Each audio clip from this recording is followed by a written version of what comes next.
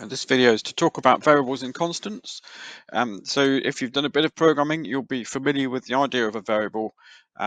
So we might describe a variable and define one like this. So we might say this name equals Steve, for example. And we've done several things by doing this. We've created or declared a variable. So in Python, you don't have to pre-declare them. You can just allocate them like this. We've assigned a value to it with this equal statement. So this name has taken the value of the string Steve. So we've also initialized that variable in the one piece of code. We've created a variable and given it an initial value. So these words that we're talking about here are just things that you should be familiar with in the idea of the theory of programming. So these could appear in the exam paper. They could talk about variable declaration, which is creating a variable like this, initializing a variable, which is giving it a first value like this, or assigning a value to it. So obviously we can change that value. So if we then changed this name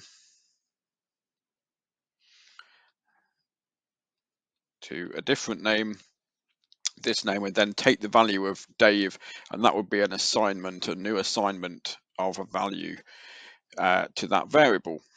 So a variable, you should be familiar with the idea that it's an identifier, and the identifier in this case is called this name, that acts as a container for a value. So the value was Steve, we changed it to Dave.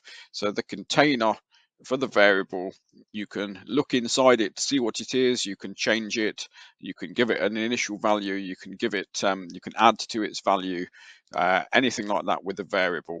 So when we declare a variable, we actually are making some space in RAM to store the contents, the things that will go into it. So that's why a variable has a data type, because different data types use different amounts of RAM space, and so they allocate a different amount of space to it. So they're variables. These were string variables. Obviously, you can have a variable that holds numbers as well, and in Python you can just declare that. So we could say my number equals 5, and that would make it an integer, or my number equals 5.25, and that will make it a float, etc. So yeah, Python interprets your initial assignment as the type of variable you'd like to use. So something we might not have used much, and actually you can't really officially declare them in Python, but you need to know about them anyway, is a constant. So the idea of a constant is it's an identifier. So just like we've got here for this name or my no, it takes a value when it's created and it never changes throughout the execution of the program. So you might use a constant for pi or something like that.